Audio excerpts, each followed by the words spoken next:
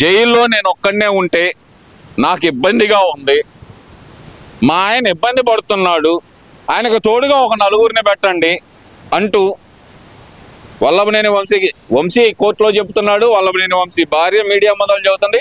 వాళ్ళ లాయర్లు కోర్టులో పిటిషన్ వేశారు. ఈ తోడు గోల ఏందనుకోవాలంటారు? అసలు తోడు గోలేదు వాడు తినలేదు. చంద్రబాబు నాయుడు గారు 53 రోజులు జైల్లో ఉంటే మహానుభావుడు ఆయన ఏమైనా తోడు కావాలని అడిగాడా? ఏం అడగల. ఎందుకో తెలుసా? అతనికి ఒక శక్తి ఉంది. నీకేముంది? దరిద్రపు ఆలోచనలు ఉండే మీకు ఆ భయం వెంటాడుతుంది. మీకు మమ్మల్ని ఏమి చేస్తారో అనే భయంతో మీరున్నారు. చంద్రబాబు నాయుడు గారు నన్ను ఏమి చేయరు, చేసినా నాకేమైతే ఏమీ కాదు, ఆ భగవంతుడే నన్ను రక్షిస్తాడు. నీకేంది? నువ్వు అవినీతి పరుడివి, ఎన్నో మాటలు అన్నోడివి, నువ్వు చేసిన తప్పులకి నిన్ను వెంటాడుతుంది భయం. అతను చంద్రబాబు నాయుడు అంటే వ్యక్తిని నువ్వు ఎన్ని మాటలు అన్నావో తెలుసా? మామూలుగా అన్నారా నాయన? మీరు నలుగురు కావాలా? పంపిస్తారు.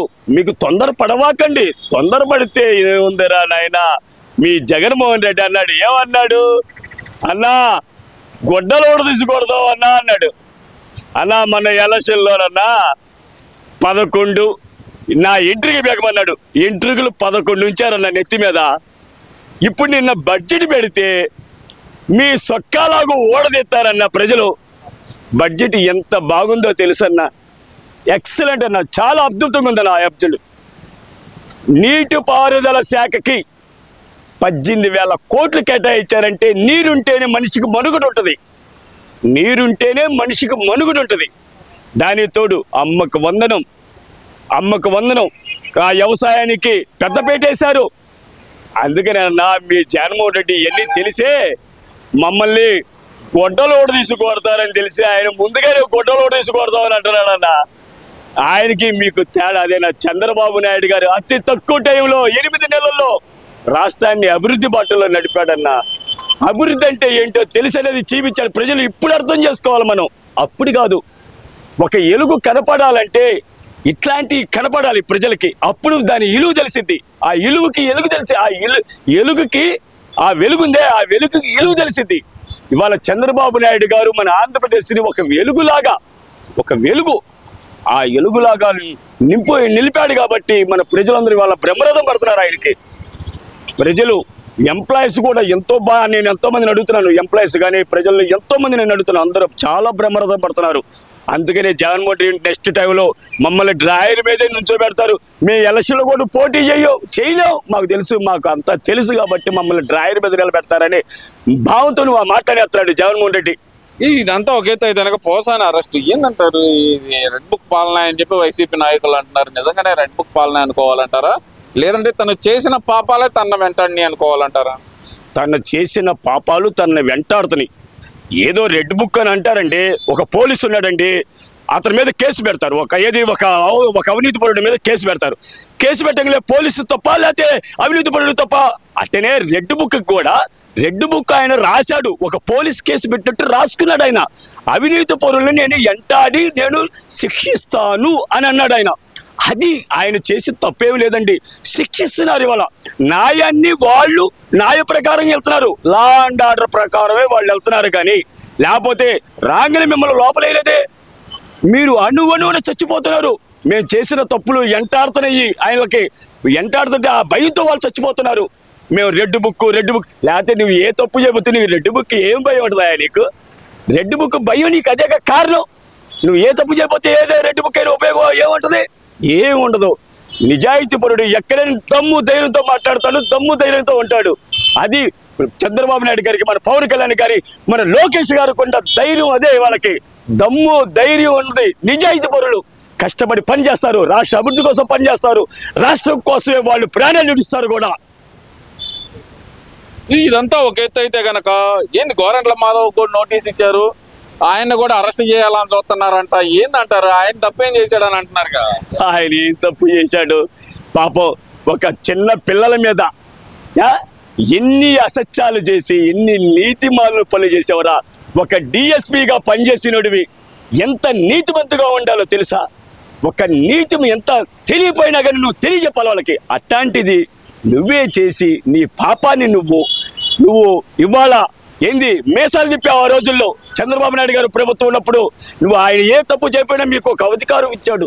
ఈ అధికారం మీకు చాలా ఇదిగా ఇచ్చినందుకు ఆయన ఎన్నో ఇబ్బందులు పెట్టారు. అయినా ఆయన ఏ ఇబ్బంది పెట్టలే తెలుసా? గోరంట్ల మాధవ్, మంచిని పోషించండి, మంచిని పెంచండి, మంచిని ఆదరించండి.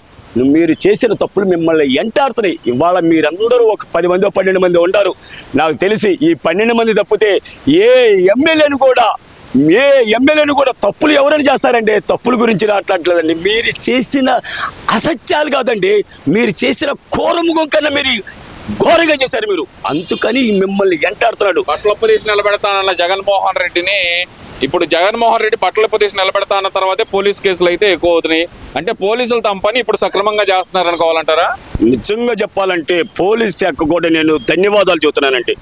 ఎందుకంటే ఇప్పుడు మీరు చాలా చక్కగా న్యాయ వ్యవస్థని బతికిస్తున్నారండి. భయం ప్రజల్లో కూడా ఇట్లాంటివి చేస్తుంటే ప్రజల్లో మీ మీద కూడా గౌరవం పెరుగుతుందండి. నిజంగా ఇవన్నీ బాగా చేస్తారు. మా తెలుగుదేశం కార్యకర్తలు కూడా మొన్న టాలెంట్ అంటున్నారు, మొన్న దాకా చంద్రబాబు నాయుడు అన్నారు. ఇప్పుడు పోలీస్ శాఖ బాగా పనిచేస్తుంది. ఇది పోలీస్ శాఖ ఇట్లా పనిచేస్తే కొద్దిగా న్యాయ వ్యవస్థ కూడా బతుకుండాలి కదండి. ఆయన ఎన్ని మాట్లాడినారు, ఇంతవరకు పోలీస్ శాఖ పట్టుకోలేదు, చంద్రబాబు నాయుడు పట్టించుకోలేదు అంటున్నారు. ఇవన్నీ ఆయన పట్టించుకుంటున్నాడు. ఇప్పుడు పట్టించుకుంటున్నారు. చాలా చక్కగా ఉంది, పరిపాలన చాలా బాగుంది, ఎంతో ఆనందంగా ఉన్నారు ప్రజలు కూడా. పంటలు బాగా పండినాయి. ఎందుకని అంటున్నారు, రేపల్లో ఏరియా వెళ్ళండి, ఒడ్లు బాగా పండినాయి. మినువులు 8-9 క్వింటాలు అవుతున్నాయి. ఒక్కసారి కృష్ణా జిల్లా, రేపల్ల జిల్లా, నా ఈకుడున్నాడు, వెళ్ళి కనుక్కోండి. ఒక 20% మైనస్ అయితే అవ్వచ్చు, నేను కాదనట. 80% చాలా బాగుంది. వ్యవసాయ రంగం ఎక్సలెంట్గా ఉంది. చాలా చాలా ఆనందంగా ఉన్నారు ప్రజలు. అసలు ముఖ్యంగా చూస్తే కనుక రాష్ట్రంలో పరిపాలన గాలికి వదిలేసి సంక్షేమ పథకాలు పక్కన పెట్టేసి ఓన్లీ రెడ్ బుక్ రాజ్యాంగం కోసమే ఈ ప్రభుత్వం పనిచేస్తుంది, ప్రశ్నించే వాళ్ళ గొంతుకలు అనగదొక్కుతుంది అంటూ గోరంట్ల మాధవ్ మాట్లాడుతున్నాడు. గోరంట్ల మాధవ్ సపోర్ట్గా రోజా కూడా మాట్లాడుతుంది కదా. మరి ఆ రోజాకి అసలు నోరు కాదు, ఆమెది ఒక మున్సిపాలిటీ కాలువ. అసలు ఆమె ఎందుకు మాట్లాడిద్దో ఏం చేసిద్దో ఆమెకే తెలీదు. ఆమెను నేనేమన్నాయ్యా బాబా, అసలు ఆమె నోరే వరస్ట్ నోరు. మంచిని గౌరవించదండి ఆమె, చెడుని గౌరవిస్తుంది. చెడు మాటలే మాట్లాడేది కానీ చెడు పనులే చేస్తుంది కానీ మంచి పనులు చేయమను. ఇంతవరకు చంద్రబాబు నాయుడు రోజాను అరెస్ట్ చేశారా? ఎంతమందిని అరెస్ట్ చేశారు చెప్పండి? 8 నెలలైంది. పరిపాలన మీద దృష్టి పెట్టి పరిపాలన చాలా చక్కగా చేస్తున్నారు వాళ్ళు. మన చంద్రబాబు నాయుడు గారు కానీ, పవన్ కళ్యాణ్ గారు కానీ, లోకేష్ గారిని వాళ్ళ శాఖల్లో పని చేసే మంత్రులు కూడా చాలా చక్కగా పనిచేస్తున్నారండి.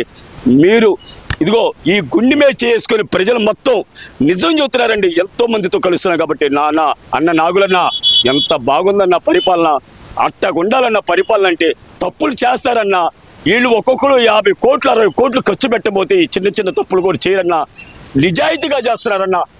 ఇగో ఎక్కదాకదానికి మాది గుంటూరు జిల్లా పత్తిపాటి నియోజకవర్గం. మా రామాంజలి గారు ఉంటారు, బోల్ రామాంజలి గారు ఉంటారు. నవ్వుతూ చక్కగా నాకు ఒక పని చేసి పెట్టారు. నేను యూనిట్ నెంబర్ 50 అండి, unit number 50, ward number 15 plus నేను వెళ్తే ఒక 6 నెలల క్రితం నాకు రోడ్డు వేసి పెడతాన్నారు. 1.5 కోట్లు పెట్టి రోడ్డు వేశారండి. ఎంత చక్కగా ఉందో తెలుసాను. వాళ్ళ ప్రజలు నన్ను ఎంతో గౌరవించారు. సార్ మీరు అనుకున్న దానికి చక్కగా పని చేసి పెట్టారండి. నన్ను పిలిచి నిన్న ఎంతో గౌరవించారు. మీ రామాంజలి గారికి, మా బాలాజీ గారికి, మీ పెమ్మసారి గారికి ధన్యవాదాలండి. ఇంత మంచి రోడ్లు వేశారు. మా కరెంటు తీగలు అడగంగలే కరెంటు తీగలు కూడా మంచిగా ఎమ్మటి చేసేస్తున్నారండి. మీకు ఇంతకన్నా నేను చెప్పేది ఏం లేదండి, ధన్యవాదాలండి అని అన్నారు.